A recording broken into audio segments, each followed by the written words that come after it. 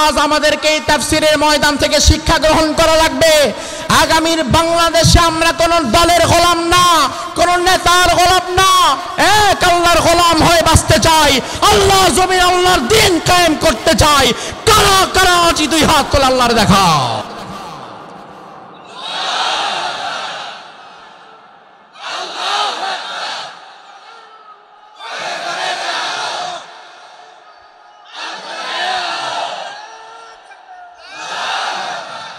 আল্লাহ রাব্বুল আলামিনের জন্য বললেন, তোমরা যদি জান্নাতে যেতে চাও, ঈমানদার হতে চাও, সবার আগে সাক্ষ্য দাও আল্লাহু লা ইলাহা ইল্লাহু, আমি আল্লাহ ছাড়া তোমাদের কোনো ইলাহ নাই। সুবহানাল্লাহ বলেন।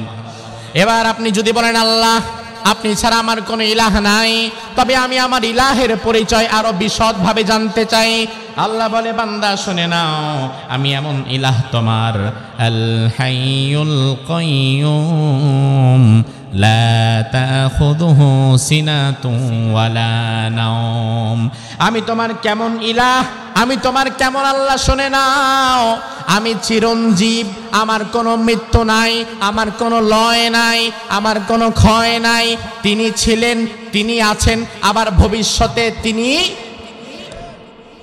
সূরা রহমানের মধ্যে আল্লাহ বললেন, কুল্লু মান আলাইহা ফান ওয়া ইয়াবকা ওয়াজহু রাব্বিকা যুল জালালি ওয়াল ইকরাম ফাবিআইয়ি আলাই রাব্বিকুমা তুকাযযিবান। সব শেষ হয়ে যাবে, ফানা ফানা হয়ে যাবে, একাকার মেসাকার হয়ে যাবে, একজন কেবলমাত্র বাকি থাকবেন, তিনি কে? আমরা বললাম আল্লাহ, আর কোন পরিচয় আপনার আছে নাকি আমরা জানতে চাই। আল্লাহ বলে, বান্দা শুনে নাও, আমি কাইয়ুম, সব কিছুর উপরে আমি আল্লাহ তাআলা পূর্ণ নিয়ন্ত্রণকারী। যেই পৃথিবীতে তুমি আছো, যে আসমানের নিচে আছো, যেই চাঁদ তোমাকে আলো দেয়, যেই সূর্য তোমারে আলো দেয়, এই চন্দ্র সূর্য গ্রহ নক্ষত্র পুরা পৃথিবীর সার্কুলার সিস্টেমটা জেনে নিয়ন্ত্রণ করেন তিনি কে? আরো জোরে। আমার ভাই লক্ষ্য করেন, কেন আল্লাহ সবকিছুর নিয়ন্ত্রণ করেন? কারণ আল্লাহ যদি একবার নিয়ন্ত্রণ করা বাদ দিয়ে দেন, তাহলে দুনিয়ার মানুষ কখনো এক মুহূর্ত বাঁচতে পারবে? আল্লাহ রাব্বুল আলামিন আমাদের অক্সিজেন নিয়ন্ত্রণ করেন। আল্লাহ রাব্বুল আলামিন যদি অক্সিজেনের দায়িত্ব দুনিয়ার কোন রাজনৈতিক দলের হাতে দিত, তাইলে ওই রাজনৈতিক দল ক্ষমতায় যাওয়ার পরে বিরোধী দলের অক্সিজেন বন্ধ করে মাইরা লাইতো। আল্লাহ তাআলা মূল দায়িত্ব কাউকে দেয় নাই, অক্সিজেনটা আল্লাহ নিজের কাছে রেখে দিয়েছেন। অক্সিজেন যদি দুনিয়ার কোন কোম্পানির কাছে আল্লাহ দিত, তাইলে বিদ্যুৎ যেমন মাঝে মাঝে ফুরুত, অক্সিজেনও তেমন ফুরুত। আল্লাহ রাব্বুল আলামিন বলে, বান্দা সমস্যা নাই, আমি আল্লাহ নিয়ন্ত্রণ করছি। আজকের বিজ্ঞান আমাদের বলছে, যেই সূর্য থেকে আমরা আলো গ্রহণ করি, এই সূর্যের বয়স হচ্ছে বিজ্ঞানের তথ্য অনুযায়ী 460 কোটি বছর। আরো জোরে, 460 কোটি বছর হচ্ছে এই সূর্যের বয়স। বিজ্ঞান বলে, সূর্য সৃষ্টি হওয়ার পরে এমন একটি জায়গায় আল্লাহ তাআলা সূর্যটারে ফিট করে দিয়েছে, সূর্যটা তার কক্ষপথের মধ্যে ঘুরছে। আমার আল্লাহ সূরা ইয়াসিনের মধ্যে বলেন, ওয়াশ-শামসু তাজরি লিমুস্তাকাররিন লাহা যালিকা তাকদীরুল আজিজিল আলীম। সুবহানাল্লাহ বলেন। ও বান্দা, যেই সূর্য তোমারে আলো দেয়, এই সূর্যকে আমি আল্লাহ ঘোরাই। বিজ্ঞান বলে, আল্লাহ তাআলা সূর্যকে এমন জায়গার মধ্যে ঘোরাচ্ছেন, সূর্য যদি কোনো দিন তার জায়গা থেকে 1 সেন্টিমিটার নিচের দিকে নেমে আসে, তাহলে গোটা পৃথিবীর সাথে সাথে ব্লাস্ট করবে। অগ্নি বিস্ফোরণ হলে যেমন বোমা ব্লাস্ট করে, সূর্য যদি 1 ইঞ্চি নিচের দিকে নেমে আসে, গোটা পৃথিবী ব্লাস্ট করবে। আবার সূর্যকে আল্লাহ এখন যে জায়গায় রেখেছে, এখান থেকে যদি কোনোদিন সূর্য 1 ইঞ্চি পরিমাণ ওপরের দিকে উঠে যেত, তাহলে গোটা পৃথিবী বরফ হয়ে আমরা মারা যেতাম। তাইলে সূর্যকে এমন এক জায়গায় আল্লাহ রাখলেন, পৃথিবী একেবারে বরফও হয় না আবার আগুনও হয় না। তাইলে যেই মালিক সূর্যকে তার কক্ষপথে সঠিক জায়গায় রাখলেন, এটা কি এমনি এমনি নাকি এর পেছনে একজন কারিগর আছে? আউযু বিল্লাহি মিনাশ শাইতানির রাজিম। বিসমিল্লাহির রহমানির রহিম। আল্লাহু লা ইলাহা ইল্লা হুয়াল হাইয়ুল কাইয়্যুম লা তাখুযুহু সিনাতুন ওয়ালা নাওম লাহু মা ফিস সামাওয়াতি ওয়া মা ফিল আরদ মান যাল্লাযী ইয়াশফাউ ইনদাহু ইল্লা বিইذনিহি ইয়ালামু মা বাইনা আইদিহিম ওয়া মা খালফাহুম ওয়া লা ইউহীতুনা বিশাইইন মিন ইলমিহি ইল্লা বিমা শাআ ওয়াসি'a কুরসিয়ুহুস সামাওয়াতি ওয়াল আরদ ওয়া লা ইয়াউদুহু হিফযুহুমা ওয়া হুয়াল আলিয়্যুল আযীম। সকলে মিলে জোরে বলুন আল্লাহু আকবার। আল্লাহর হাবিব সাল্লাল্লাহু আলাইহি ওয়াসাল্লাম উবাই বিন কাব রাদিয়াল্লাহু আনহুকে নিয়ে একদিন রাস্তা দিয়ে হাঁটছিলেন। বিশ্বনবী হাঁটার সময় হঠাৎ উবাই বিন কাবকে বললেন, ও সাহাবী আমার উবাই বিন কাব, তুমি কি জানো নাকি আইয়ু আয়াতিন মিন কিতাবিল্লাহি মা কাআযম, তুমি জানো নাকি 30 পারা কোরআনে আল্লাহ যত আয়াত দিয়েছে, এই 30 পারা কোরআনের সব চাইতে দামি আয়াতের নাম কি? জোরে কোন? আমার ভাই লক্ষ্য করেন, সাহাবায়ে কেরামের একটা অভ্যাস ছিল, রাসূল যদি কখনো কোনো প্রশ্ন করতো তাহলে সাহাবীরা জানার পরেও বলতো আল্লাহু ওয়া রাসূলুহু আলাম, আমরা কিছুই জানি না, সব জ্ঞান আল্লাহ তার নবীরে দিয়েছেন। এটার কারণ কি? এটার কারণ নম্রতা, এটার কারণ ভদ্রতা। সাহাবায়ে কেরাম জানলেও রাসূলের উপরে কথা বলতেন না, আর আমরা না জানার পরেও ফডর ফডর করি।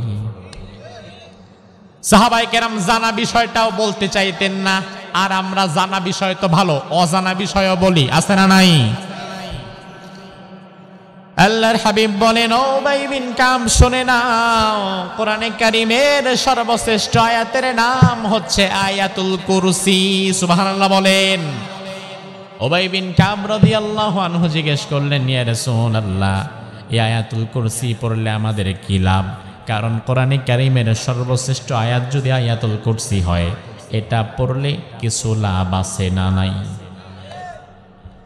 আল্লাহর হাবিব বললেন, সুনানে নাসাইর হাদিস, মান ক্বারাআ আয়াতাল কুরসি ফি দুবুরি কুল্লি সালাতিন মাকতুবাহ লাম ইয়ামনাহু মিন দুখুলিল জান্নাতি ইল্লাল মাউত।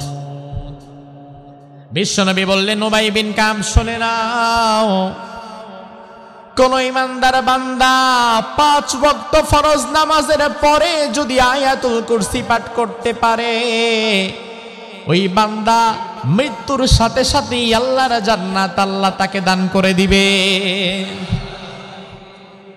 অবাক করা বিষয় ভাই, 5 ওয়াক্ত ফরজ নামাজের পরে যদি আয়াতুল কুরসি পড়তে পারেন, তাহলে মৃত্যুর পরে আপনারে যিনি জান্নাত দিয়ে দিতে পারেন তিনি কে?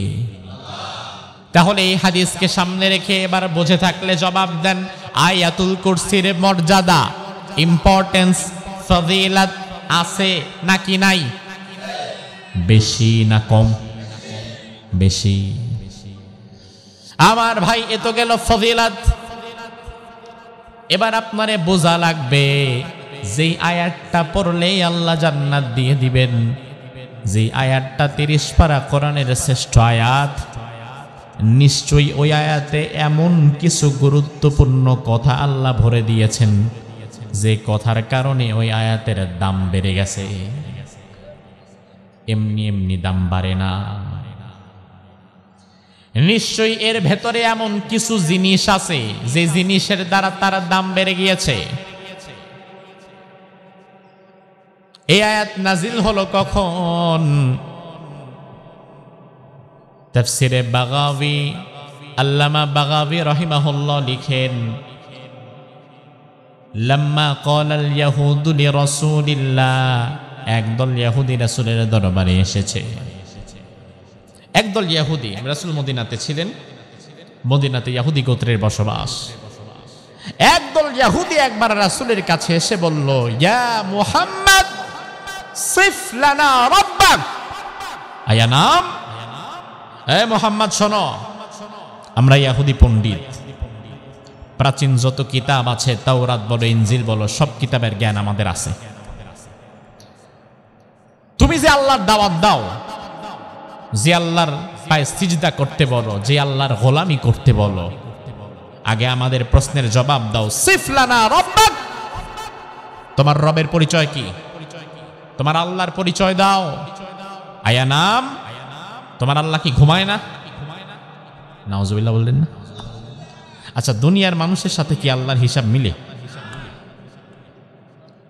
রাসূল কোনো কথা বললেন না, কারণ রাসূল কথা বলতেন না ততক্ষণ, আল্লাহ আয়াত নাজিল করতেন না যতক্ষণ। বানিয়ে বানিয়ে মন গড়া কোনো কথা রাসূল বলে নাই।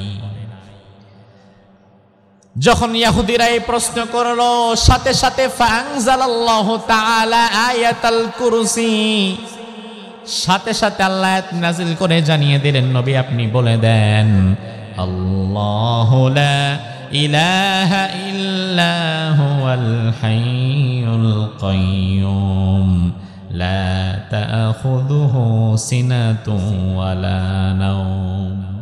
ও নবী আপনি বলে দেন, আল্লাহর পরিচয় জানতে চায়? তিনি এমন আল্লাহ, লা ইলাহা ইল্লাহু, তিনি ছাড়া তোমাদের কোনো ইলাহ নাই।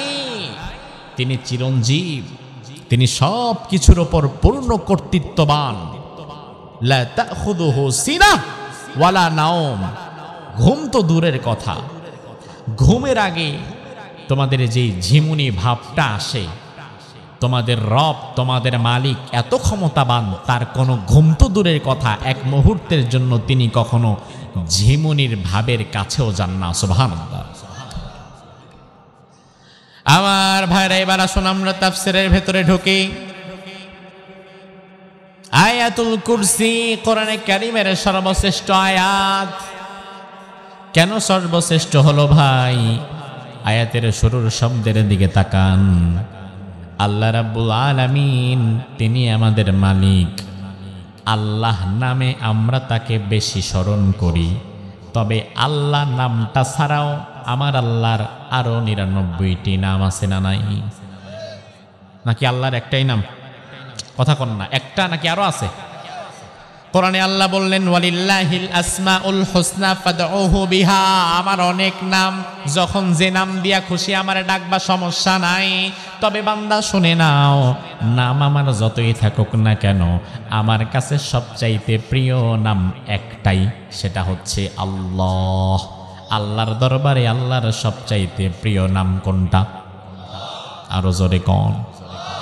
আমার ভাই লক্ষ্য করেন, আপনার হয়তো নাম আছে একটা বড় বিরাট একটা নাম, তবে বিরাট একটা নামের মধ্যে একটা অংশ আছে যেই অংশটা আপনার কাছে প্রিয়। আল্লাহ রাব্বুল আলামিনের অনেকগুলো নাম আছে, তবে এই নামগুলোর মধ্যে আল্লাহর সবচাইতে প্রিয় নাম হচ্ছে আল্লাহ। আল্লাহর সবচাইতে প্রিয় নাম কি? আল্লাহ নাম আল্লাহর কেন এত প্রিয়? অবাক হয়ে গেলাম আমি। আল্লাহর নাম এত নাম আছে, আজিজ, গফুর, রহমান, রহিম, কাহার, কুদ্দুস, সালাম, মুমিন, মুহাইমিন, এত নামের মধ্যে আল্লাহ নাম আল্লাহর কেন এত প্রিয়? আমি কোরআন থেকে তাফসীরের গবেষণা করে অবাক হয়ে গেলাম। আল্লাহ নাম আল্লাহর যে কারণগুলোতে বেশি প্রিয়, তার অন্যতম একটা কারণ মুফাসসিরগণ বলেন, আল্লাহ শব্দটা লেখার জন্য 4টা অক্ষর লাগে। কয়টা বুঝতেছেন তো? আল্লাহ লেখার জন্য অক্ষর লাগে আরবিতে 4টা, আলিফ, লাম, লাম, হা। তাসদিদ হওয়ার কারণে লাম একটা দেখা যায় না, কিন্তু লাম আছে মাঝখানে 2টা। এজন্য এই শব্দটা লেখার জন্য অক্ষর লাগে জোরে কোন কয়টা? জোরে কয়টা?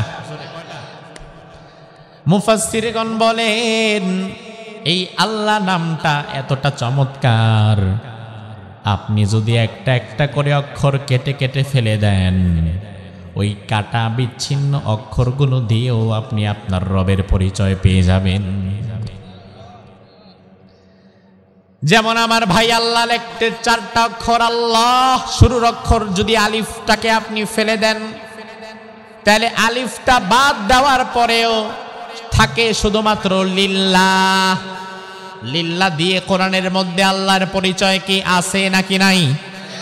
কোরআনে কারীমের কাছে যদি আপনি আসেন, কোরআন আপনারা জানায়া দিবে লিল্লাহি মা ফিস সামাওয়াতি ওয়া মা ফিল আরদ। তাইলে লিল্লাহ দিয়ে আপনি আল্লাহর পরিচয় পেয়ে গেলেন। এবার আপনি যদি বলেন হুজুর আমি আলিফ যেমন ফেলে দিচ্ছি আরেকটা লামও ফেলে দিব, তাইলে আমার কাছে অক্ষর থাকে আর মাত্র 2টা, লাহু। কোরআনের কাছে যদি আপনি এসে বলেন কোরআন 2টা অক্ষর দিয়ে আমি যদি আল্লাহর পরিচয় পেতে চাই, লাহু দিয়ে পরিচয় দিতে পারবা? কোরআন আপনারে বলবে বান্দা সমস্যা নাই, লাহু মাকালিদুস সামাওয়াতি ওয়াল আরদ। এবার আপনি যদি বলেন কোরআন আমি আরেকটা লামও ফেলে দিতে চাই, তাহলে আমার কাছে অক্ষর আছে মাত্র একটা, হু। হু ছাড়া আমার কাছে আর কিচ্ছু নাই। কোরআন আপনারে বলবে তাতেও সমস্যা নাই, তুমি কোরআনের কাছে এসে দেখো হুয়াল্লাহুল্লাযী লা ইলাহা ইল্লাহু আলিমুল গায়বি ওয়াশ শাহাদাতি হুয়ার রহমানুর রহিম। সুবহানাল্লাহ পড়েন। তাইলে আল্লাহ নামের 4টা অক্ষরকে আলাদা আলাদা কেটে ফেললেও আল্লাহর পরিচয় এ নামের মধ্যে আছে না নাই? সে আল্লাহ বলছে বান্দা আমি তোমার এমন আল্লাহ, লা ইলাহা ইল্লাহু, আমি ছাড়া তোমার আর কোনো ইলাহ নাই। আমার ভাই ভালো করে বোঝেন, আয়াতটার নামের দিকে আগে খেয়াল করেন। যে আয়াত থেকে আজকে আমাদের কথা হচ্ছে, তাফসীর বোঝার জন্য আগে নামটা ভালো করে জানা দরকার, এবং নামটা কেন এই নামে নামকরণ হলো সেটাও জানা দরকার। যে আয়াত থেকে আজকে আমাদের তাফসীর করা হচ্ছে, ওই আয়াতের নাম হচ্ছে আয়াতুল কুরসি। আয়াতের নাম কি? আহারে বাকিরা তো বললেন না, সবাই বলেন না। আমার ভাই কুরসি শব্দের অর্থ কি? মাশাআল্লাহ, কি? চেয়ার। আসলে আরবি ভাষায় কুরসি মানে চেয়ার। এই যে চেয়ারে আমি বসে আছি, মেহমান বৃন্দরা বসে আছেন, এই চেয়ারগুলোকে আরবিতে কুরসি বলা হয়, কথা ঠিক। তবে আরেকটা মজার বিষয় আছে, আয়াতুল কুরসির মধ্যে কুরসি মানে আল্লাহর চেয়ার নয়। মুফাসসিরগণ বলেন আল কুরসিয়্যু মাওযিউ কদামাইহি, আয়াতুল কুরসির কুরসি হচ্ছে আল্লাহর পা রাখার জায়গা। এটা অনেকে জানে না, আজকে জীবনে প্রথম শুনলেন। কুরসি মানে আপনি সারা জীবন মনে করেছেন তাইলে বোধহয় আল্লাহ যে চেয়ারটায় বসে ওই চেয়ারটার নাম কুরসি না। মুফাসসিরগণ বলেন আল কুরসিয়্যু মাওযিউ কদামাইহি, তোমার রব যিনি আর রহমান আলাল আরশি ইস্তাওয়া, তোমার যে রব আরশের উপরে বসে আছেন, ওই রব যেই পা দানির উপরে পা রাখে ওই পা দানিটার নামই হচ্ছে কুরসি। আরো জোরে বলবেন না? আসলে সুবহানাল্লাহ জোরে না বলতে পারারও একটা কারণ আছে। তার কারণ আপনি মনে করছেন হুজুর আমরা যে জায়গায় পা রাখি এই পা রাখার জায়গা তো খুব ছোট, তাহলে ওই কুরসির নামে আবার আলাদা একটা আয়াত দেওয়া দরকার আছে? ভাই আমার, আমাদের পা রাখার জায়গা আর আল্লাহর পা রাখার কুরসি কি এক সমান? কেমন? রাসূল বলেন শোনো, কুরসি কত বড় শুনবে? রাসূল শোনাচ্ছেন, শোনো,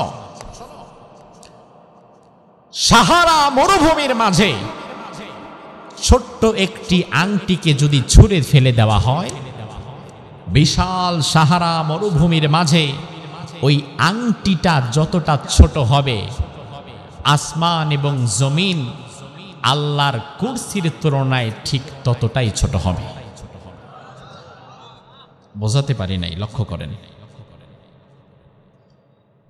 আমার আংটি খুলে ফেলছি আপনাদেরকে বোঝানোর জন্য। দেখেন, আমার হাতে একটা আংটি ছিল। সাহারা মরুভূমি মানে কি? হুদাই কইল বিরাট, মানে জানেই তো বিরাট, ছোট তো আর হবে না। সাহারা মরুভূমির আয়তন হচ্ছে 92 লাখ বর্গ কিলোমিটার। বাংলাদেশের চাইতে ছোট না বড়? বাংলাদেশের আয়তন কত? 56,000 তো মিয়া বর্গ কিলোমিটার না, এটা বর্গ মাইল। আর বর্গ কিলোমিটার হচ্ছে 1,47,570 বর্গ কিলোমিটার। আর সাহারা মরুভূমি 92 লাখ বর্গ কিলোমিটার।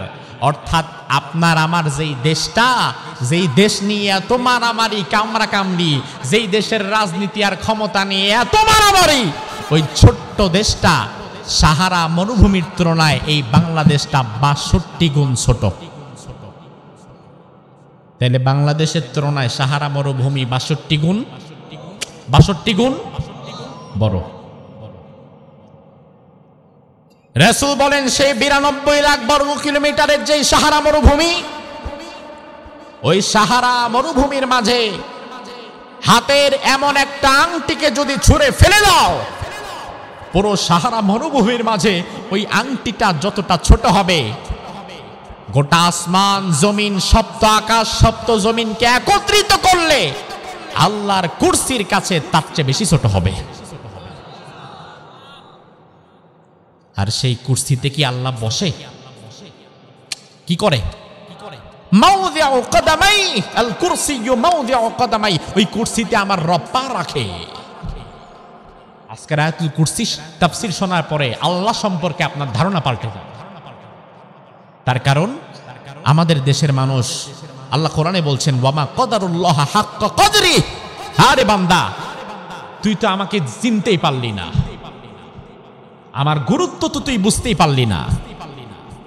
5 বছর যে নেতা ক্ষমতায় থাকবে তুই গিয়ে তার পেছনে তেল মারিস যেন ভালো থাকতে পারিস, অথচ আমি তোর এমন মালিক, আমি যেখানে পা রাখি ওই কুরসিটা গোটা আকাশ এবং জমিনের চাইতেও ছোট না বড়? আচ্ছা, আল্লাহর কুরসি যদি এত বড় হয়, তাইলে আল্লাহর আরশ কি আরো ছোট হবে? আরো? রাসূল হাদিসের মধ্যে বলেন, শোনো, মাল কুরসিয়্যু ফিল আরশি ইল্লা কাহালকাতিম মুলকাতিন ফি ফালাতিম মিনাল আরদ। আসমান এবং জমিনের তুলনায় আল্লাহর পা রাখার জায়গা কুরসি যত বড়, আবার কুরসির তুলনায় আমি আল্লাহর আরশ তত বড়।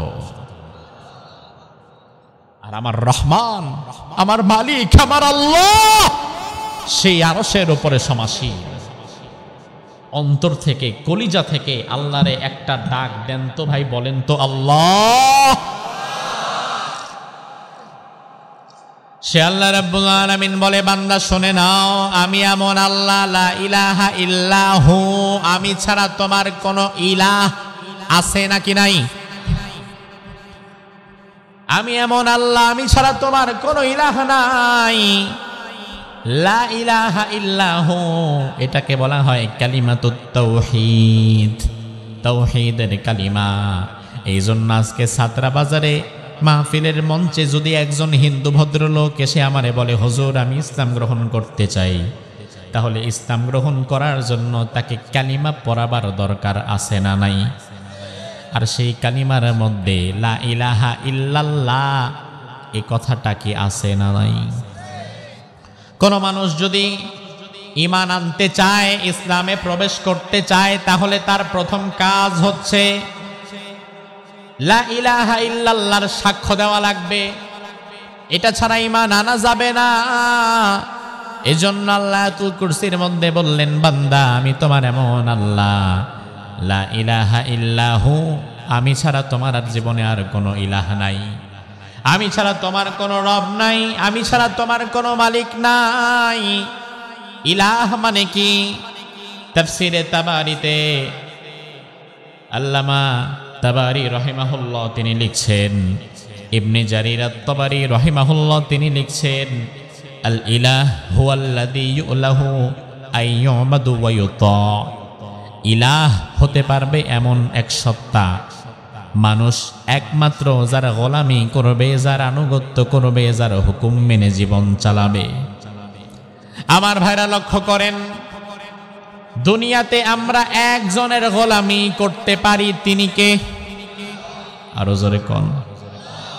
একজনের গোলামি করা লাগবে, তিনি আমার আল্লাহ। অথচ দুর্ভাগ্য হচ্ছে আমার দেশের মানুষ এখন মুখে মুখে বলে আমি আল্লাহর গোলামি করি, তবে কর্মগত দিক থেকে সে আল্লাহর গোলাম না, সে তার নেতা কিংবা দলের গোলামে পরিণত হয়ে গেছে। কথাটা শুনলে খারাপ লাগবে, বলবে হুজুর দলের গোলাম, নেতার গোলাম, এটা আবার কি কথা? আমি তো নিজের আল্লাহর গোলাম দাবি করি। আমি বলবো না ভাই, আগে আপনি ভালো করে শোনেন, আগে রাগ করবেন না, কথাটা আগে ভালো করে শোনেন, বুঝেন। আপনাকে একমাত্র গোলামি করা লাগবে আল্লাহর, অথচ আপনি গোলামি করেন আপনার দল আর নেতার। আপনার নেতা যদি বলে আগামীকাল সকাল বেলায় নেয়ামতপুর উপজেলা মাঠে আমাদের দলীয় মিটিং আছে, আপনি কিন্তু সকালবেলা তাড়াতাড়ি ঘুম থেকে ওইটা খাওয়া নাওয়া বাদ দিয়া সেখানে উপস্থিত হয়ে যাবেন। নেতা যদি বলে আগামী সপ্তাহে নওগাঁ শহরে আমাদের দলীয় সমাবেশ হবে, ঢাকা থেকে কেন্দ্রীয় নেতৃবৃন্দ আসবে, আপনি কর্মী হিসাবে যেদিন আপনার দলের প্রোগ্রাম থাকবে সেদিন ব্যবসা বাণিজ্য করবেন না, অফিসেও যাবেন না, কাজও করবেন না, কাজ কাম বাদ দিয়া দলের নেতার কথা অনুযায়ী সেই মিটিংয়ের মধ্যে অংশগ্রহণ করবেন। নেতা যদি আপনারে সকাল 8টায় ডাকে, আপনি সকাল 8টায় হাজির। নেতা যদি দুপুর 12টায় ডাকে, দুপুর 12টায় হাজির। নেতা যদি রাতের 12টায়ও ডাকে, কর্মী রাতের 12টায়ও হাজির। এবার আপনার আল্লাহ আপনাকে ফজরের সময় একবার ডেকে বলল, বান্দা হাইয়া আলাস সালাহ, ও বান্দা তুই নামাজের দিকে আয়, আপনি গেলেন না। আল্লাহ আবার জোহরের সময় ডেকে বলে, ও বান্দা হাইয়া আলাস সালাহ, তুই নামাজের দিকে আয়, আপনি গেলেন না। আল্লাহ আবার আসরে ডেকে বলে, ও বান্দা আয় আয়, একবার হাজিরা দিয়ে যা, আপনি গেলেন না। মাগরিবের সময় আবার আল্লাহ ডেকে বলে, বান্দারে সারা দিনটা ফুরায়া গেল, আয় একবার সেজদা দিয়ে যা, আপনি গেলেন না। এশার সময় সর্বশেষ আল্লাহ বলে, বান্দারে এই রাত তোর জীবনের শেষ রাত হয়ে যেতে পারে, এই নামাজ তোর জীবনের শেষ নামাজ হয়ে যেতে পারে, আয় আয় আয়, এশারের সময় তুই তোর মাওলারে 2টা সেজদা দিয়ে যা, হাইয়া আলাস সালাহ, আয় নামাজের দিকে আয়, আপনি তাও গেলেন না। সারা দিনে 5 ওয়াক্ত 1 ওয়াক্ত পড়ে না এমন আল্লাহর বান্দা দাবিকারী ছাত্রা বাজারে আছে না নাই? আমার ভাই লক্ষ্য করেন বিষয়টা। আপনার নেতা আপনারে যদি হাই স্কুল মাঠে ডাকে সেখানে পায়, আপনার নেতা আপনাকে মহাদেবপুরে ডাকলে সেখানে পায়, আপনার নেতা আপনারে নওগাঁয় ডাকলে সেখানে পায়, আপনার নেতা আপনার দল যদি আপনার ঢাকায় কোনো সমাবেশের জন্য যেতে বলে আপনারা সেখানেও পায়, আপনার নেতা যদি দুপুর 12টায় বলে তখনও পায়, আপনার নেতা যদি রাতের 12টায় বলে তখনও পায়। অথচ আমার আল্লাহ তাআলা সারাদিনে 5 বার ডাকার পরেও একবার যখন পায় না, তখন আপনি আল্লাহর গোলাম না, তখন আপনি আপনার দল আর নেতার গোলামে পরিণত হয়ে গেছেন।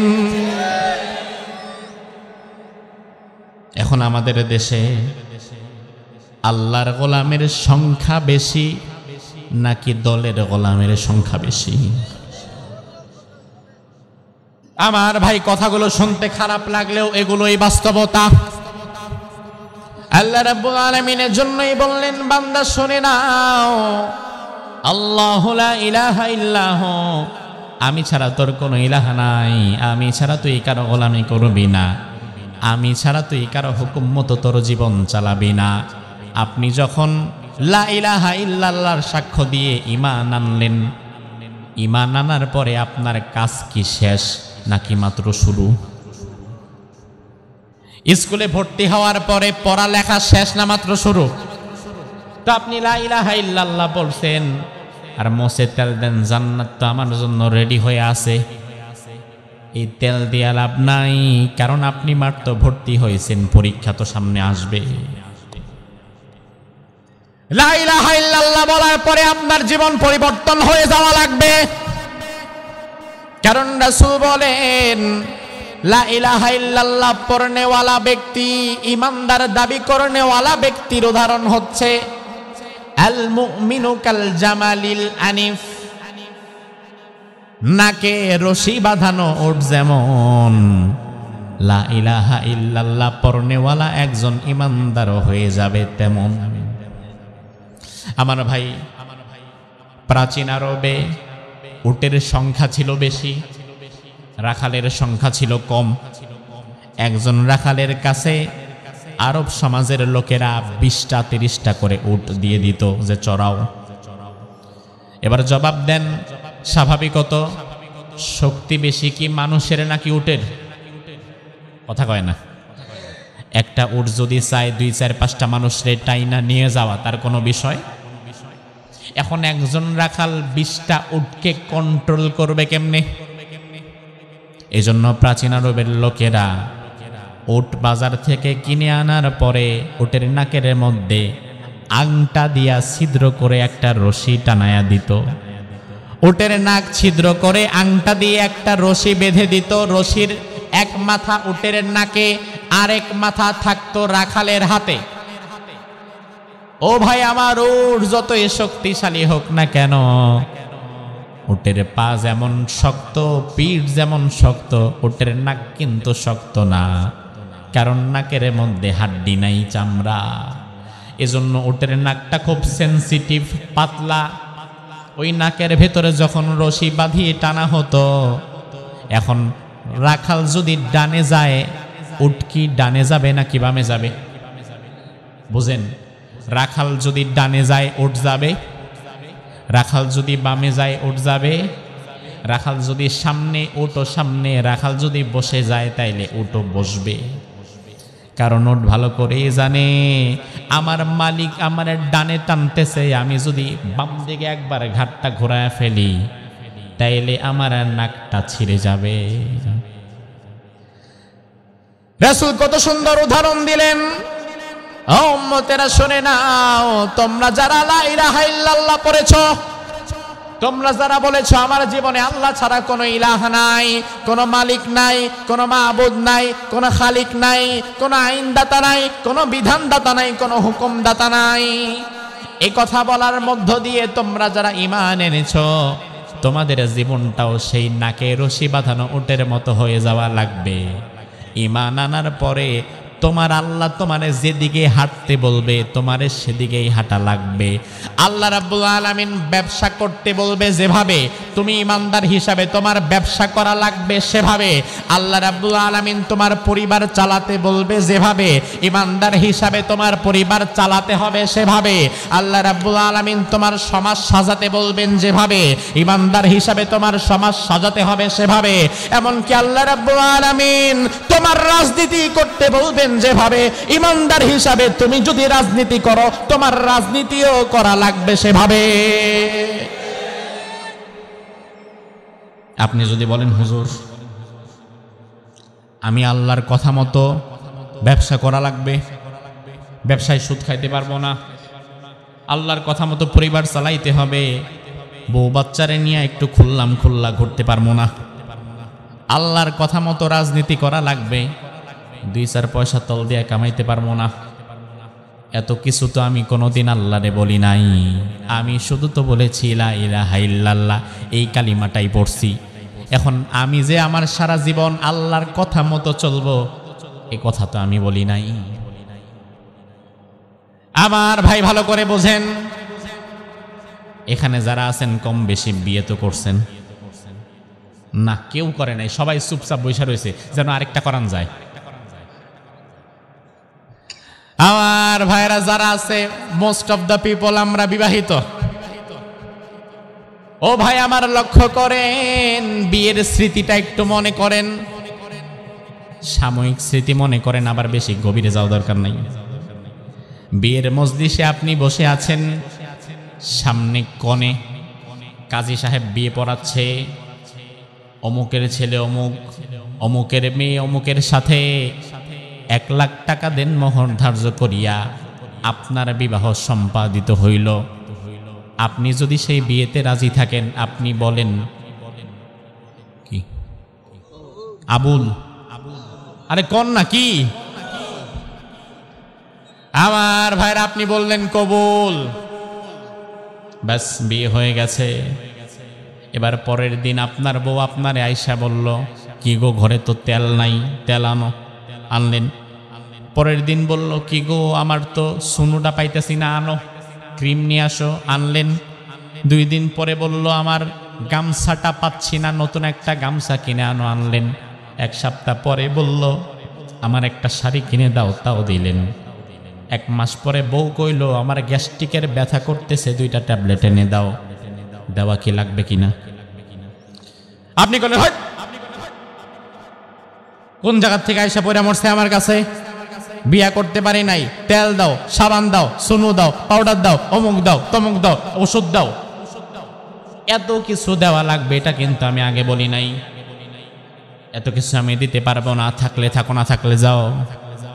আমার ভাই, আপনার কথা যদি এমন হয়, বিবেক খাটায়া জবাব দিবেন। আপনি যদি আপনার স্ত্রীর চাহিদা পূরণ করতে না পারবেন, তাইলে সংসারটা কি থাকবে নাকি ভাঙবে? আপনি আপনার বাবারে বললেন, এলাকার মাতবরে বললেন, আমি এই বউ রাখতে পারুম না, বিয়ার পরের দিন আমার কাছে তেল চাই, পরে সাবান চাই, সুনু চাই, পাউডার চাই, ব্যথা লাগলে ওষুধ চাই, গ্যাস্ট্রিকের বড়ি দাও, এই দাও, সেই দাও, কাপড় দাও, সোপড় দাও, দুনিয়ার সব তারে দেওয়া লাগবে। বিয়ার সময় তো আমার এগুলা বলেন নাই যে বিয়া করলে এত কিছু দেওয়া লাগে, আমি তো মনে করছি খালি কবুল কইলে হয়েছে। তখন আপনার এলাকার মুরব্বী আপনারে বোঝায়া দিবে, আরে পাগল, রাগ করিস না, তুই যে কবুল বলেছিস শব্দ একটা, কিন্তু এই কবুল শব্দের ভেতরে ওই নারীর সাংসারিক জীবনের সব দায় দায়িত্বের কথা আছে না নাই? তুমি কালিমা পড়েছো, বলেছো লা ইলাহা ইল্লাল্লাহ, আমি আল্লাহ ছাড়া কাউরে মানি না, আল্লাহ ছাড়া আমার কোনো মালিক নাই, আইনদাতা নাই, বিধানদাতা নাই, আমি আল্লাহ ছাড়া কারো হুকুম মানি না, আমি আল্লাহ ছাড়া কারো দেখানো পথে চলি না, আমার সারা জীবনে আমি একজনের গোলাম, তিনার নাম কি? তো তুমি লা ইলাহা ইল্লাল্লাহ বলার পরে কবুল একটা শব্দ, ওই শব্দের ভেতরে ওই নারীর সারা জীবনের সব কিছু যেমন চলে আসে। তুমি যখন লা ইলাহা ইল্লাল্লাহ পড়েছো, তোমার রান্নাঘর থেকে নিয়ে সংসদ ভবন পর্যন্ত যা কিছু আছে সব কিছু তখন আল্লাহর বিধান মতো চলে আসে। কথা কি বুঝেন? তাফসীর কি সামনে আগাবে? কথা কি বুঝতেছেন নাকি? আমার ভাই লক্ষ্য করেন, এবার আপনি যদি বলেন, হুজুর ঈমান আনছি, লা ইলাহা ইল্লাল্লাহ পড়ছি, সমস্যা নাই, তবে আল্লাহর কথা মতো আমি পরিবার চালাতে পারবো না, আল্লাহর কথা মতো ব্যবসা করতে পারবো না, আল্লাহর কথা মতো রাজনীতি করতে পারবো না, কোনো সমস্যা নাই, আল্লাহ রাস্তা খুলে দিয়েছেন। ফামান শাআ ফালইউমিন ওয়া মান শাআ ফালইয়াকফুর, ইচ্ছা করলে ঈমান আনো, ইচ্ছা করলে বের হয়ে যাও, আমার কোনো ঠেকা নাই। আপনার স্ত্রীর চাহিদা যদি আপনি পূরণ করতে না পারেন, ওই স্ত্রী যেমন আপনার মতো স্বামীরে ফলায় দিয়া চলে যাবে, আপনার সংসারটা যেমন ভেঙে যাবে। ঈমান আনার পরে, লা ইলাহা ইল্লাল্লাহ বলার পরে, কালিমার দাবি অনুযায়ী, লা ইলাহা ইল্লাল্লাহর দাবি অনুযায়ী যদি কাজ না করতে পারেন, আপনার ঈমানটাও তখন ভেঙে যাবে। এখন আমাদের দেশের মানুষ লা ইলাহা ইল্লাল্লাহ মুখে পড়ে কিন্তু কাজের বেলায় নাই। আমার ভাই লক্ষ্য করেন, আল্লাহর হাবিব বললেন, মান মাতা ওয়া হুয়া ক্বালা লা ইলাহা ইল্লাল্লাহ দাখালাল জান্নাহ। কোন মানুষ যদি লা ইলাহা ইল্লাল্লাহ পড়ে, ওয়া মাতা আলা যালিক, আর লা ইলাহা ইল্লাল্লাহর উপরে যদি জীবন কাটাতে পারে, আর কোনো কিছু দরকার নাই, আল্লাহ তাআলা মৃত্যুর পরে তারে জান্নাত দিয়ে দেবে। ও ভাই, সুবহানাল্লাহ কয়া মজা নিয়েন না, আগে বুঝেন। খালি লা ইলাহা ইল্লাল্লাহ পড়লেই সেলসেলায়া জান্নাত, এটা বলা হয় নাই। বরং লা ইলাহা ইল্লাল্লাহ পড়া লাগবে এবং লা ইলাহা ইল্লাল্লাহর আদর্শের উপরে জীবনও কাটানো লাগবে। লা ইলাহা ইল্লাল্লাহ পড়ে না আবার কে? লা ইলাহা ইল্লাল্লাহ পড়ে না বাংলাদেশে এমন একজন মুসলমান খুঁজে পাবেন না, সে যেই দলই করুক না কেন, জামাত, বিএনপি, আওয়ামী লীগ, হেফাজত, খেলাফত, জাসদ, বাসদ, জমিয়ত, তরিকত, আহলে হাদিস, হানাফি, মাযহাবী আর লা মাযহাবী, শিয়া বলেন আর সুন্নি বলেন, লা ইলাহা ইল্লাল্লাহ পড়ে না এমন মানুষ নাই। তবে সবার লা ইলাহা ইল্লাল্লাহর দাম আল্লাহর কাছে নাই। ইমানদার লা ইলাহা ইল্লাল্লাহ পড়বে, তার লা ইলাহা ইল্লাল্লাহর দাম আছে। তবে যে ব্যক্তি শুধুমাত্র মুখে লা ইলাহা ইল্লাল্লাহ পড়বে, কর্মগতভাবে লা ইলাহা ইল্লাল্লাহর সাক্ষ্য দিতে পারবে না, ওই বান্দার মুখের লা ইলাহা ইল্লাল্লাহর কোনো দামও আল্লাহর কাছে থাকবে না। আমার ভাই ভালো করে বোঝেন, কালিমা কিন্তু সবার একটাই। কালিমা কি একটা না ভিন্ন?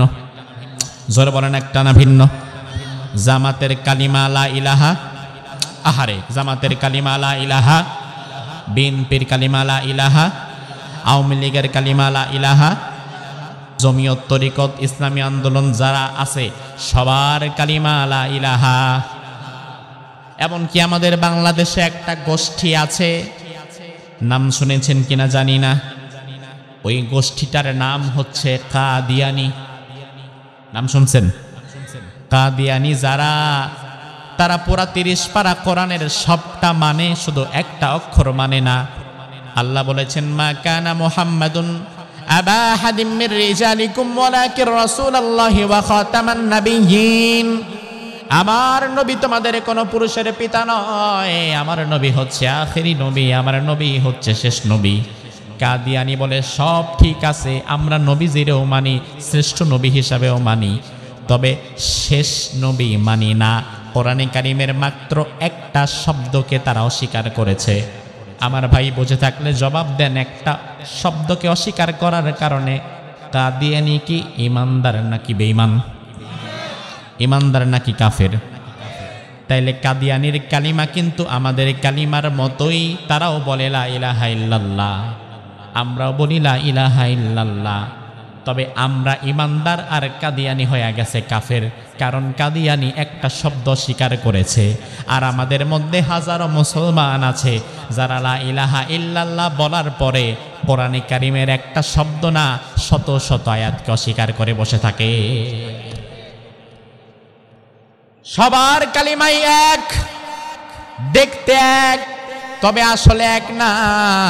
আমার আল্লাহ কোরআনের মধ্যে বললেন, وَمِنَ النَّاسِ مَن يَقُولُ آمَنَّا بِاللَّهِ وَبِالْيَوْمِ الْآخِرِ وَمَا هُمْ بِمُؤْمِنِينَ। ও ইমানদারেরা, তোমাদের মধ্যে এমন অনেক মানুষ থাকবে যারা লা ইলাহা ইল্লাল্লাহ পড়বে, ঈমান আনবে, তবে আমি আল্লাহ সাক্ষ্য দিলাম ওয়ামা হুম বিমুমিনিন, এরা কোনোদিন ইমানদার হতে পারবে না। এখন আপনি লা ইলাহা ইল্লাল্লাহ পড়ে নিজের ইমানদার দাবি করেছেন, অথচ আকাশ ও জমিনের রব আপনারে বলতেছে আপনি ইমানদার না। তাইলে আপনার দাবি সত্য নাকি আল্লাহর বলা সত্য? লা ইলাহা ইল্লাল্লাহ বললে ইমানদার হওয়া যায় না যদি না লা ইলাহা ইল্লাল্লাহর উপরে আপনি জীবন না কাটান। লা ইলাহা ইল্লাল্লাহ একই কালিমা আবু বকর পড়েছে, আবার লা ইলাহা ইল্লাল্লাহ একই কালিমা আব্দুল্লাহ বিন উবাই নামক মুনাফিকটাও পড়েছে। দুইজনের কালিমাই এক, তবে হ্যাঁ, দুইজনের কালিমাই শুনতে এক, কিন্তু রেজাল্ট হইছে ভিন্ন।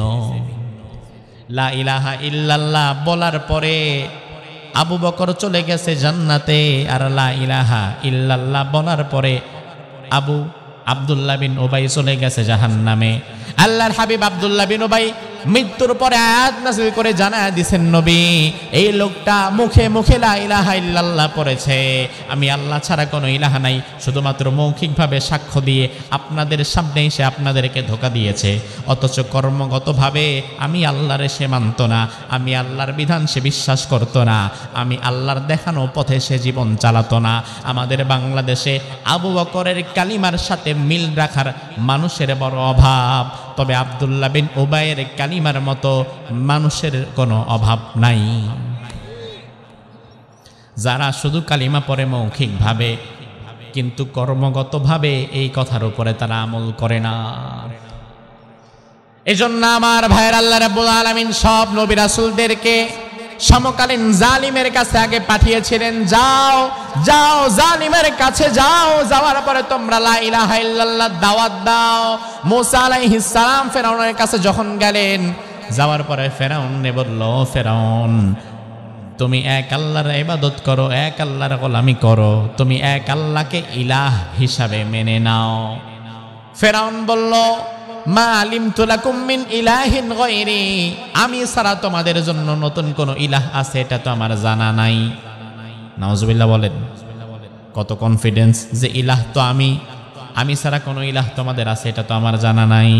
তবে মূসা লা ইনিত্তাখাযতা ইলাহান গায়রি লাজআলান্নাকা মিনাল মাসজুনিন, তুমি যদি আরেকবার আমাকে আল্লাহকে ইলাহ হিসাবে মেনে নিতে বলো, তাহলে তোমার মতো মূসারে আমি জেলখানার মধ্যে ভরে রাখবো। ইলাহ আমি ছাড়া অন্য কাউকে যদি ইলাহ বলে মানতে বলো, বলতে বলো, তাহলে তোমারে আমি জেলের মধ্যে ভরে দেব। আমার ভাই বুঝেন তো, এই হুমকি ধমকির পরে মূসা নবী কি লা ইলাহা ইল্লাল্লাহর দাওয়াত থেকে সরে গেলেন, পালিয়ে গেলেন, চলে গেলেন? না, ফেরাউনের রাজ দরবারে, ফেরাউনের সামনে লা ইলাহা ইল্লাল্লাহর আওয়াজ তিনি আরো উচ্চ করে তুলে ধরলেন। সুবহানাল্লাহ। এবার আমি আপনাদের কাছে একটা ঈমানের প্রশ্ন করতে চাই। আমরা এখানে যারা আছি, যদি আমাদেরকে প্রশ্ন করা হয় তোমাদের ইলাহ কে, তাহলে জবাব কি হবে? জবাব কি হবে? এই মুহূর্তে এই জবাবটা দিতে কোনো সমস্যা নাই, কারণ এই মুহূর্তে আমার ইলাহ আল্লাহ এটা বললে আমার কেউ মারতে আসবে না। তবে আল্লাহ না করুক, সেই হাজার হাজার বছর পূর্বে ফেরাউন যেমন মূসাকে লা ইলাহা ইল্লাল্লাহর দাওয়াত থেকে সরে যেতে বলেছিল, তেমন কঠিন মুহূর্ত যদি বাংলাদেশে কোনোদিন আসে, বাংলাদেশের পরিবেশ পরিস্থিতি যদি কোনোদিন কাশ্মীরের মতো হয়ে যায়, যেখানে লা ইলাহা ইল্লাল্লাহ বলার কারণে কোন জালিম আপনাকে আঘাত করবে, আপনার মাথায় বন্দুক ধরে কোন জালিম শক্তি যদি আপনাকে বলে আল্লাহ ছাড়তে হবে, লা ইলাহা ইল্লাল্লাহর দাওয়াত ছেড়ে দিতে হবে, জালিমের সামনে মাথা উঁচু করে কারা কারা বলতে পারবেন আমার রব আল্লাহ?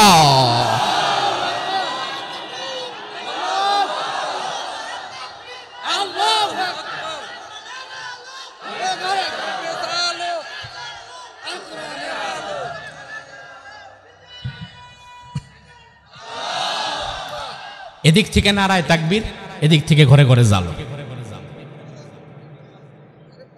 একজন মানুষ একটা স্লোগান দেন, একটা স্লোগান দিবেন, কিন্তু একসাথে আওয়াজ দিতে হবে। পারবেন? আরে ভাই, ভেদাভেদের দিন শেষ, এখন সম্মিলিতভাবে ইসলামের পক্ষে থাকার বাংলাদেশ। কে দিবেন স্লোগান? একজন হাত তোলেন, আগে দাঁড়ান। কে? আচ্ছা, উনি আগে দাঁড়ায় গেছে, সুযোগটা এবার ওনারে দেই। জি,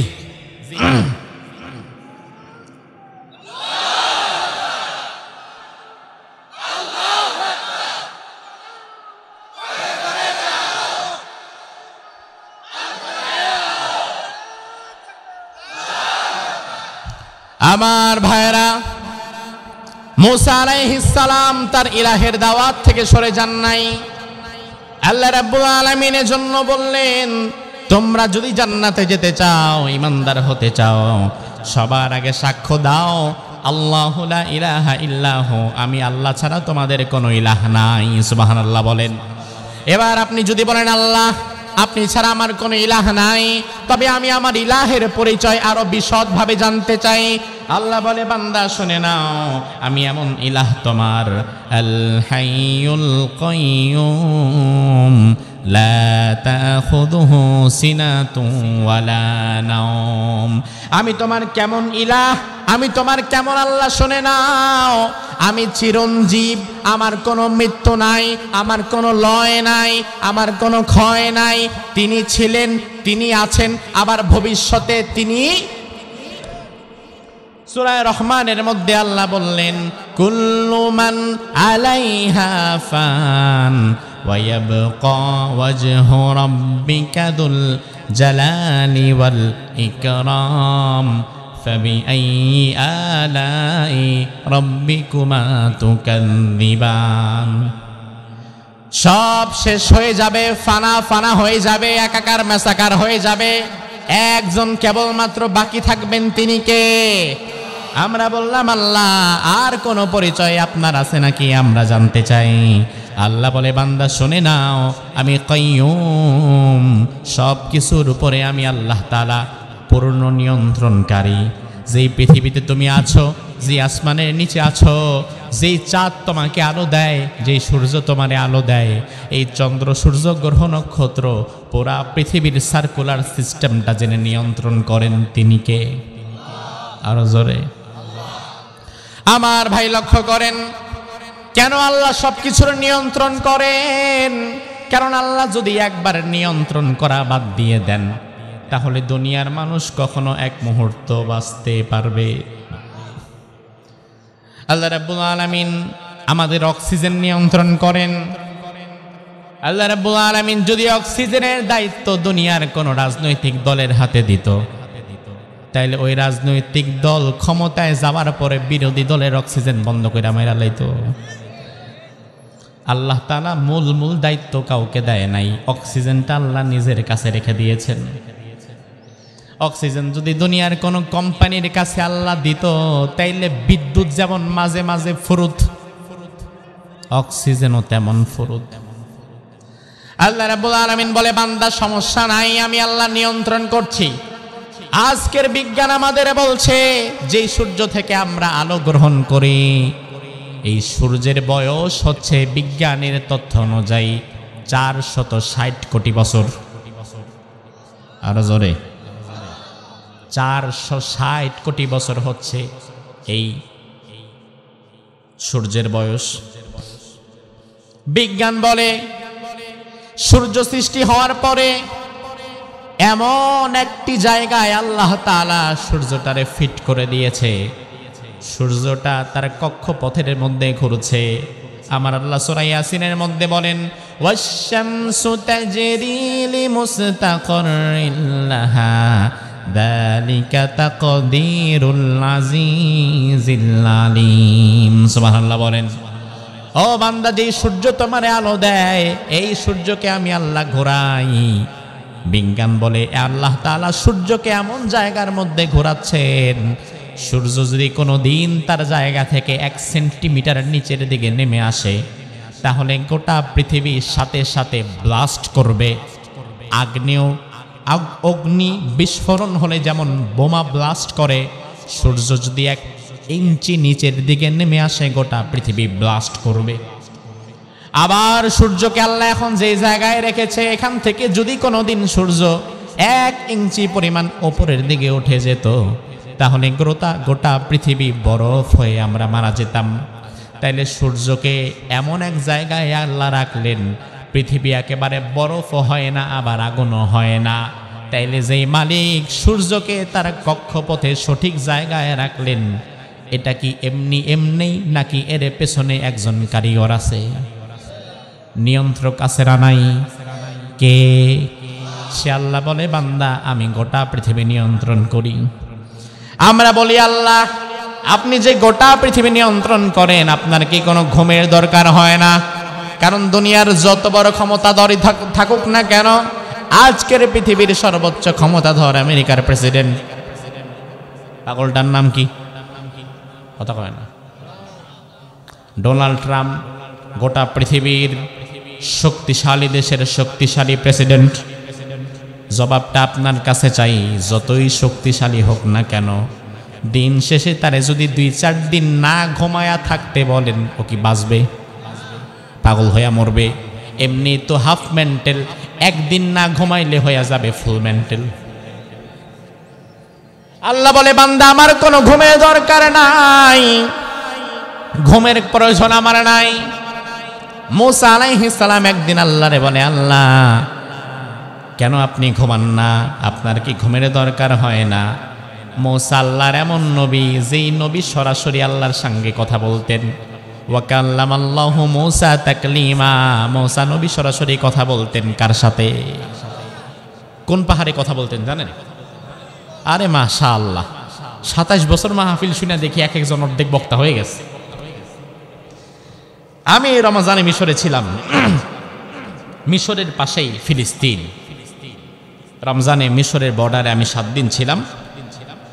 মিশরের বর্ডার থেকে 7 দিন ফিলিস্তিনি ভাইদের কিছু খেদমত করার সুযোগ এই রমজানে আমার হয়েছিল। আমরা দোয়া করি, আল্লাহ, কথা প্রসঙ্গ যেহেতু চলে আসলো, আমরা দোয়া করি, আয় রব, ফিলিস্তিনি মাজলুমদেরকে তুমি হেফাজত করো, আমাদের ঈমানকে তুমি জাগ্রত করো, বলেন আমিন। ওই মিশরে কায়রো শহর থেকে রমজানে রোজা রেখে আমি 800 কিলোমিটার সফর করলাম এই রমজানে। রমজান মাস 800 কিলোমিটার সফর করে গেলাম ওই পাহাড় দেখার জন্য, যে পাহাড়ে আল্লাহর নবী মূসা আল্লাহর সাথে কথা বলেছেন। ওই পাহাড়ের নাম হচ্ছে তুরে সাইনা। কি নাম? তুরে সাইনা। অবাক হয়ে গেলাম, বিশাল পাহাড়, পাথর কণ্টকাকীর্ণ জায়গা। ওই পাহাড়ে দাঁড়িয়ে নবী মূসা আল্লাহর সঙ্গে কথা বলতেন। মূসা নবী আল্লাহরে বলে, আল্লাহ আপনি কি ঘুমান না? আল্লাহ বলে, কেন মূসা? কয়, আমার বড় জানতে ইচ্ছা করে আপনি কেন ঘুমান না, কারণ ঘুমাইলে তো একটু ভালোই লাগে। আল্লাহ বলে, মূসা আমি কেন ঘুমাই না জানতে চাও? 2টো মাটির গ্লাসে পানি ভরে তুমি আজকে রাতের বেলা একটু দাঁড়িয়ে থাকো, কালকে সকালে আমার কাছে আসবা, আমি কেন ঘুমাই না জবাবটা নিয়ে যাবা। মূসা আলাইহিস সালাম এমন মাটির 2টো ছোট্ট গ্লাসে 2 হাতে পানি ভরে রাত্রিবেলা দাঁড়িয়ে আছেন। একজন মানুষ আর কতক্ষণ দাঁড়ায় থাকতে পারে? কিছু সময় পরে মূসা আলাইহিস সালাম যখন আর দাঁড়াতে পারছিলেন না, চোখের মধ্যে হালকা ঝিমুনি এসে গেছে। আপনি মোবাইলটা নিয়ে রাত্রে দাঁড়িয়ে আছেন, অনেক সময় দেখবেন মোবাইল টিপতে টিপতে রাত্রে ঘুমের আগে অনেকে মোবাইল টিপে। এমন সময় আসে যে একেবারে হাত ফসকায়া মোবাইল পরে মাথার উপরে। আছে না নাই? কমন পড়ছে, অনেকের হয়। আমার ভাই লক্ষ্য করেন, মূসা আলাইহিস সালাম 2টো গ্লাস ধরে দাঁড়িয়ে আছেন, ঘুম চলে এসেছে। সাথে সাথে গ্লাস 2টো মাটির সাথে পড়ে গ্লাসও শেষ, পানিও। সকালবেলায় আল্লাহর কাছে মূসা গেছে। আল্লাহ কয়, কিও মূসা, ঘুমাইছো নাকি? গ্লাস কই আর পানি কই? মূসা কয়, আল্লাহ কি করলাম বুঝলাম না, দাঁড়ায় আছি, একটু পরে আর হোশ নাই, তাকায় দেখি হাতে আর গ্লাসও নাই, সাথে পানিও নাই। আল্লাহ বলে, ও মূসা শুনে নাও, তোমাকে মাত্র ছোট্ট 2টা গ্লাসের দায়িত্ব দিলাম, ওই গ্লাস নিয়ে দাঁড়ায় থাকতে বললাম, একটা রাত দাঁড়িয়ে থাকতে পারলা না, ঘুমের সাথে সাথে গ্লাসটা পরে ভেঙে গেল। আর আমি আল্লাহর হাতে তো আকাশ এবং জমিনের দায়িত্ব, আমি আল্লাহ যদি এক মুহূর্তের জন্য ঘুমায়া যাই, তাইলে আকাশ ও জমিনের হবে কি? আল্লাহু আকবার। এজন্য আমি আল্লাহর কোনো ঘুম নাই, কারণ ঘুম আসবে তার যার দুর্বলতা আছে। আমি আল্লাহর কোনো দুর্বলতা নাই, আমি আল্লাহর কোনো কমতি নাই যে আমার ঘুমায়া আমার কমতি পোষানো লাগবে। আমার কোনো ঘুমের দরকার হয় না। এরপরে আল্লাহ রাব্বুল আলামিন বললেন, লাহু মা ফিস সামাওয়াতি ওয়া মা ফিল আরদ, আকাশে যা আছে জমিনে যা আছে সব কিছুর মালিক। জোরে আল্লাহ বলে, বান্দারে আকাশে যা আছে জমিনে যা আছে সব কিছুর মালিক হচ্ছি একমাত্র আমি আল্লাহ তাআলা। এজন্য চাইতে হবে কার কাছে? আল্লাহ বললেন, বান্দা আমি আর কিসের মালিক শুনে নাও। মান যাল্লাযী ইয়াশফাউ ইনদাহু ইল্লা বিইযনি। ও বান্দা শুনে নাও, কিয়ামতের কঠিন ময়দানে এমন কেউ নাই যে আমি আল্লাহর অনুমতি ছাড়া তোমার জন্য সুপারিশ করবে। আমার ভাই, এই পয়েন্টের কিছু কথা খুব গুরুত্বপূর্ণ। আমাদের মধ্যে এমন অনেক মানুষ আছে যারা ধরে নিয়ে বসে আছে, আমি এমন এক পীরের কাছে মুরিদ হলাম, আমার পীর বাবারে আমি খুশি করলাম, হাদিয়া দিলাম, তোহফা দিলাম, টাকা পয়সা দিলাম। আমার পীর আমারে কথা দিছে, তুই চিন্তা করিস না, কিয়ামতের কঠিন ময়দানে আমি তোরে পার করায় জান্নাতে নিয়ে যাব। বাংলাদেশে মুরিদের ঈমান নষ্ট করে ব্যবসা করে এমন কিছু পীর আছে না নাই? আছে না নাই? আমার ভাই, ভালো করে বুঝে থাকলে জবাব দিবেন। কিয়ামতের কঠিন ময়দানে যখন মা তার সন্তানকে দেখলে পালায়া যাবে, কোরআনের মধ্যে আছে না নাই? বাবা তার ছেলেকে দেখলে থাকবে না ভাগবে? কোরআনের মধ্যে আল্লাহ বললেন, ইয়াউমা ইয়াফিরুল মারউ মিন আখিহি ওয়া উম্মিহি ওয়া আবিহি ওয়া সাহিবাতিহি ওয়া বানি। ওই কিয়ামতের কঠিন ময়দানে অবস্থা এমন হয়ে যাবে, সেদিন মা তার সন্তানকে যদি সামনের দিকে দেখে দৌড়াবে, আরেক দিকে সন্তান যদি বাবারে দেখে পালায়া যাবে, বাবা যদি সন্তানকে দেখে পালায়া যাবে, ভাই যদি বোনকে দেখে পালায়া যাবে, বোন যদি ভাইরে দেখে পালায়া যাবে। তাইলে আল্লাহর কথা অনুযায়ী ওই কঠিন দিনে বাবা তার ছেলেরে দেখলে পালায়া যাবে। তোমার পীর সাহেবে তো কোনো না কোনো সন্তানের বাবা। ওই আয়াতকে কেন্দ্র করে তোমার পীর সাহেবেও কিন্তু নিজের সন্তান দেখলে পালায়া যাবে। তাইলে যেই পীর সাহেব নিজের সন্তান দেখলে নিজেই পালায়া যাবে, ওই পীর সাহেব তার মুরিদরে বাঁচাবে কেমনে? তোমার পীর সাহেব তো তার সন্তান দেখলে নিজেই দৌড়। ও ভাই, কেন পালাবে? কেন পালাবে? তার কারণ কি? তার কারণ হাসরের মাঠ। আপনাদের এই কি বাজার? এটা ছাত্রা বাজার। এই ছাত্রা বাজারের মাঠ আর হাসরের মাঠ এক না। হাসরের মাঠটা কেমন হবে? রাসূল বলেন, ইউহশারুন নাস ইয়াউমাল কিয়ামাতি আলা আরদিন বাইদা আফরাকা কুরসাতি নাকি। হাসরের মাঠ হবে তামাটে মসৃণ, নিচে আল্লাহ তামার একটা জমিন বানায় দিবেন। তামা থাকবে নিচে, তামা, মাটি না। আর মাথার উপরে কি থাকবে? বিশ্বনবী বললেন, তুদনা শামসু ইয়াউমাল কিয়ামাতি মিনাল খালক হাত্তা তাকুনা মিনহুম কামিকদারি মিল। আল্লাহ তাআলা হাসরের মাঠে পায়ের নিচে রাখবে তামার জমিন, আর মাথার 1 ইঞ্চি উপরে রাখবে সূর্য। সূর্যটা আজকে হাজার হাজার মাইল দূর থেকে চৈত্র মাসে যখন সামান্যতম আলো দেয়, 42-43 ডিগ্রি সেলসিয়াস তাপমাত্রা দিলে আমাদের মাথার চান্দি গরম হয়ে যায়। রাস্তার কুকুরগুলো জিহ্বাটা বের করে হাঁপাতে থাকে, আমাদের পুকুরের পানি পর্যন্ত গরম হয়ে যায়।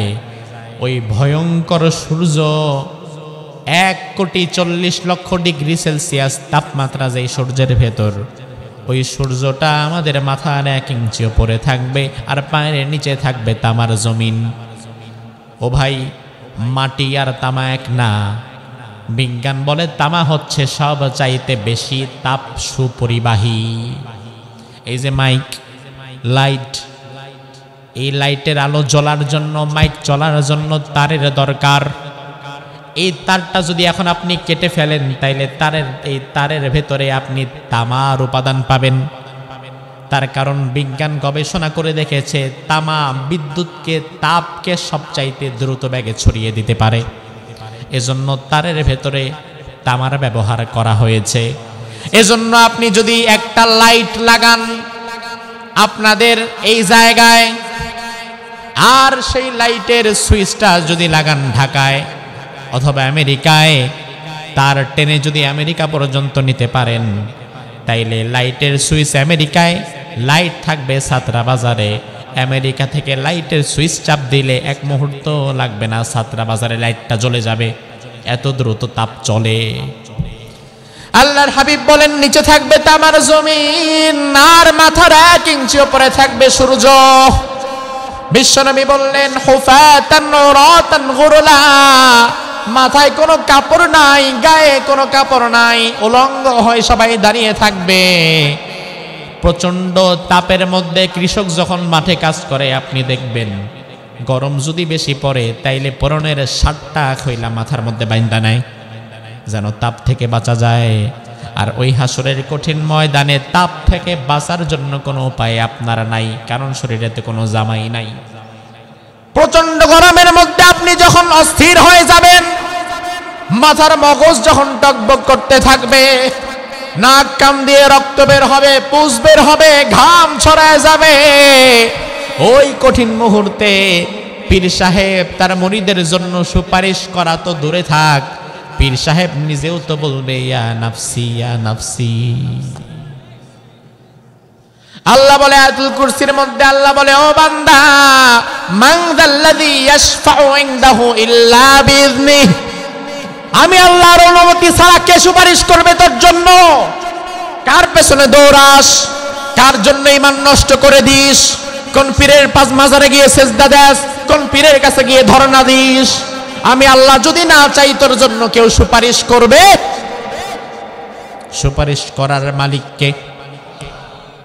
আমার ভাই, আমরা হাদিসে পড়েছি সুপারিশ করবেন নবীগণ, আলেমগণ, সিদ্দিকগণ, শহীদগণ, নেককারগণ, হাফেজগণ। হাদিসে আছে না নাই? কথা ঠিক। তবে আমার ভাই, সুপারিশ করার অনুমতি যদি আল্লাহ না দেয়, আলেম ওলামা তো দূরে থাক, তাইলে নবীরাও সুপারিশ করতে পারবে না। কারণ আল্লাহ কোরআনের মধ্যে বললেন কুল্লিল্লাহিস শাফাআতু জামিয়া, ও নবী আপনি জানায় দেন শাফাআতের মালিক। জোরে বলেন।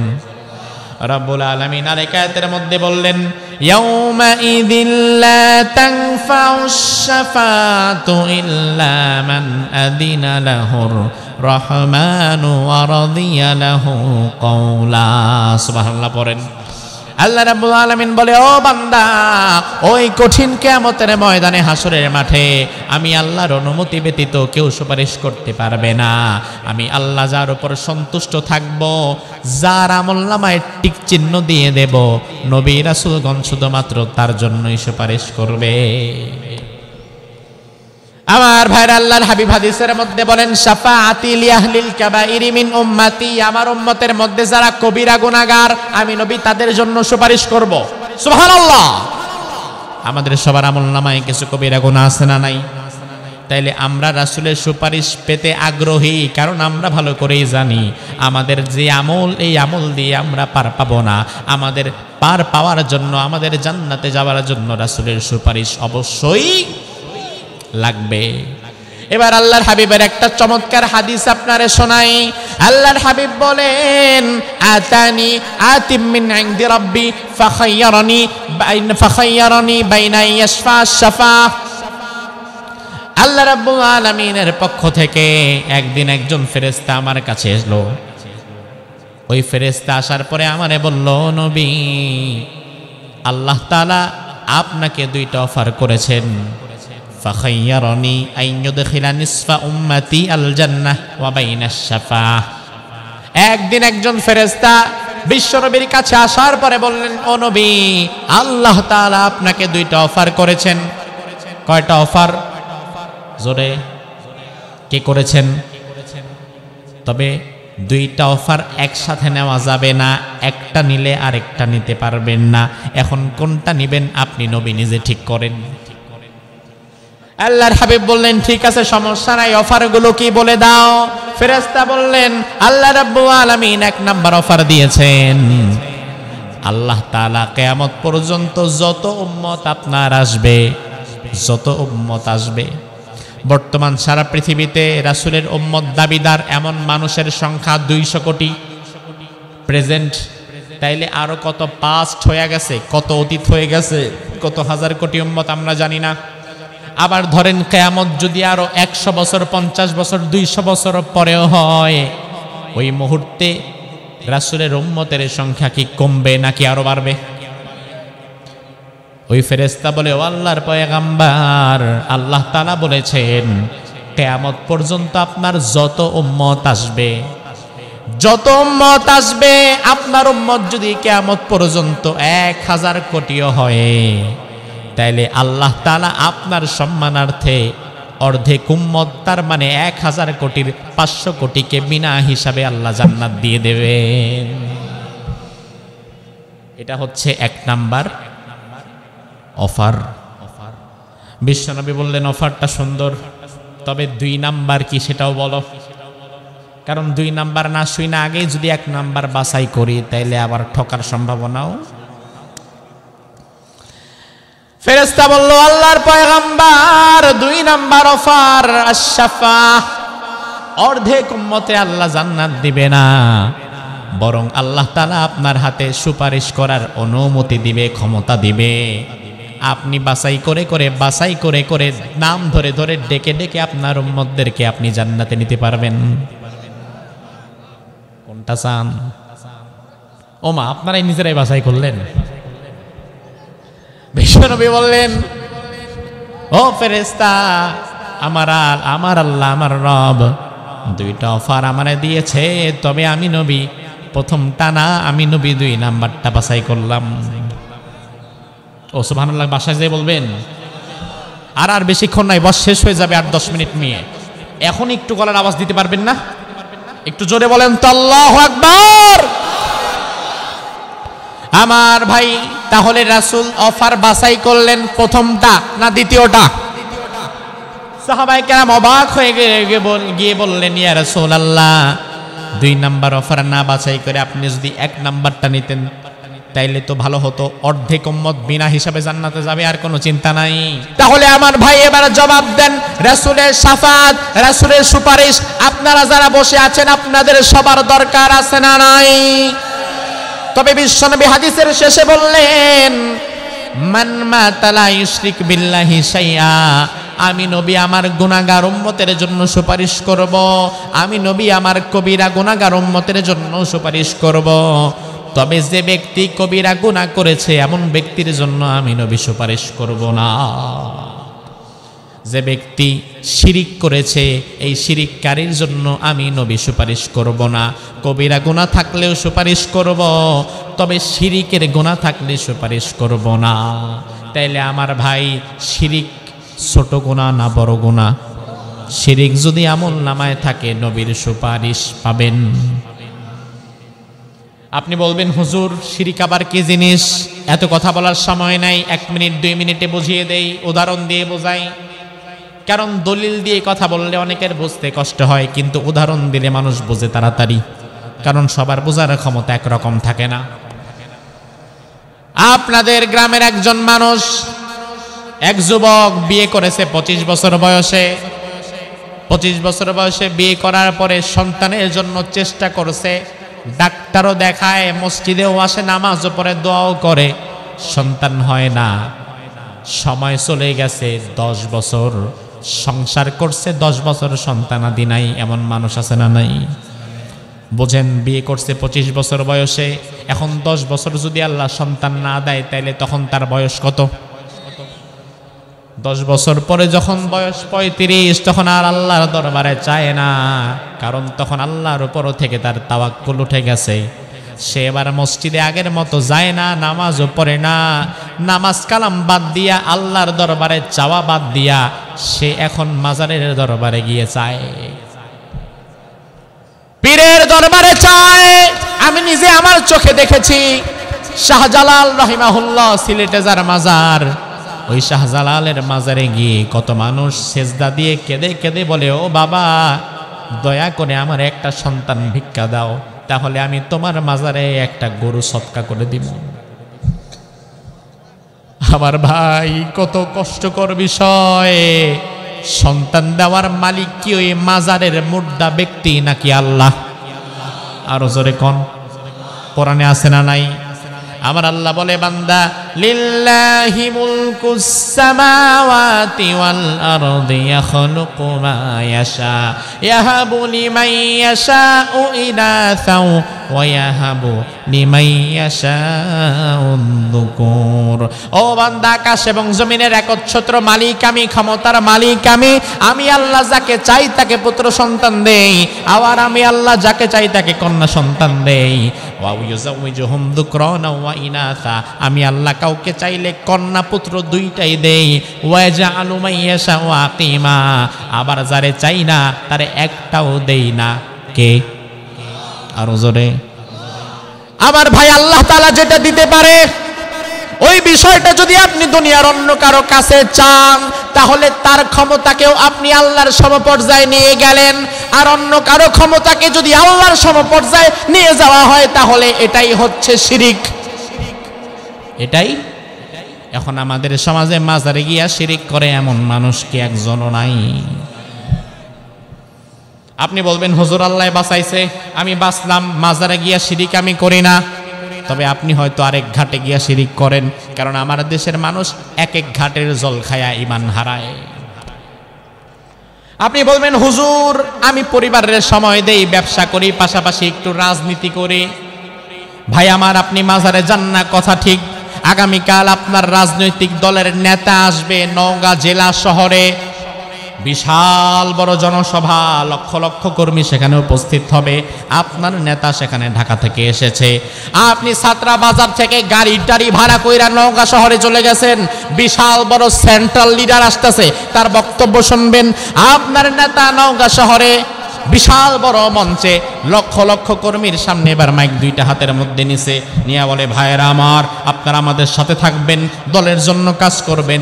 আগামীতে জনগণ আমাদের সাথে থাকলে আমরা সরকার গঠন করব, তার কারণ জনগণই হচ্ছে সকল ক্ষমতার উৎস। আপনি নেতার কথা শুনে বললেন, হাততালি দুইটা দিয়া বললেন ঠিক ঠিক ঠিক। নেতার কথা সহি না ভুল এটা যাচাই বাছাই করে না, নেতা যা বলে অন্ধভাবে বিশ্বাস করে, অন্ধভাবে মানে এমন কর্মী আছে না নাই?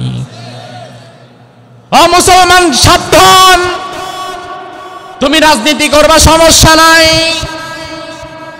তুমি পরিবার চালাবা, ব্যবসা করবা সমস্যা নাই, তুমি বিএনপি করবা সমস্যা নাই, তুমি জামাত করবা সমস্যা নাই, হেফাজত খেলাফত করবা সমস্যা নাই।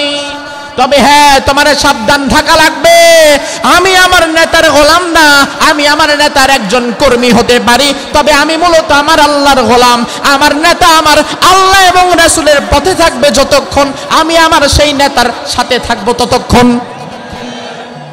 আমার নেতা আল্লাহ এবং রাসূলের বিরুদ্ধে চলে যাবে যখন, আমি কর্মী আমার নেতার বিরুদ্ধে দাঁড়িয়ে যাব তখন। কারণ আমি আমার নেতার গোলাম না, আমি আমার মালিকের গোলাম। মালিকের নাম কি? আপনার নেতা নির্বাচনী জনসভায় দাঁড়িয়ে বলল জনগণের জন্য কাজ করা লাগবে, কোনো সমস্যা নাই, জীবন দিয়ে কাজ করব। আপনার নেতা বলল জনগণের সাথে থাকা লাগবে, কোনো সমস্যা নাই, অবশ্যই আছি, থাকবো।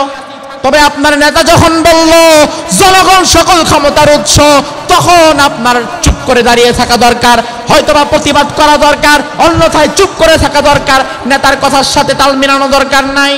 তার কারণ আপনার নেতা বলল জনগণ সকল ক্ষমতার উৎস, অথচ কোরআনের মধ্যে আমার আল্লাহ তো বলে ভিন্ন কথা। আমার আল্লাহ বলে বান্দা আন্নাল কুওয়াতা লিল্লাহি জামিআ, সকল ক্ষমতার মালিক কিন্তু আমি আল্লাহ।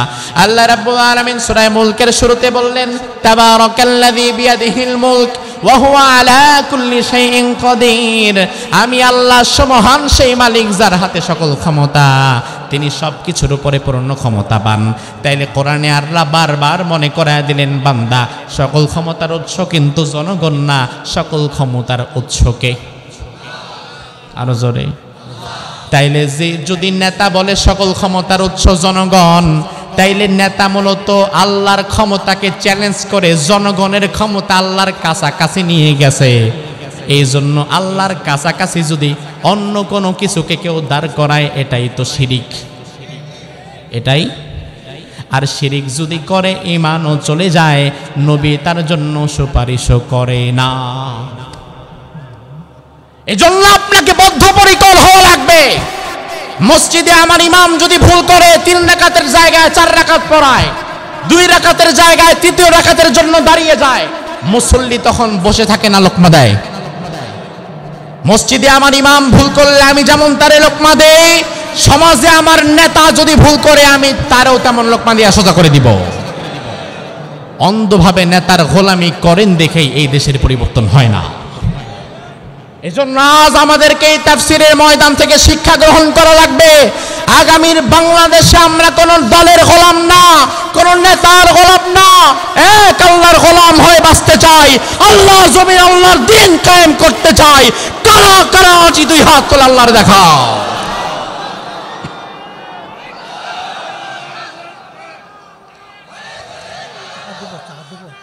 শেষ করে দিচ্ছি। হাযা মা ইনদি ওয়াল ইলমু ইনদাল্লাহ আলাইহি তাওয়াক্কালতু ওয়া ইলাইহি উনীব।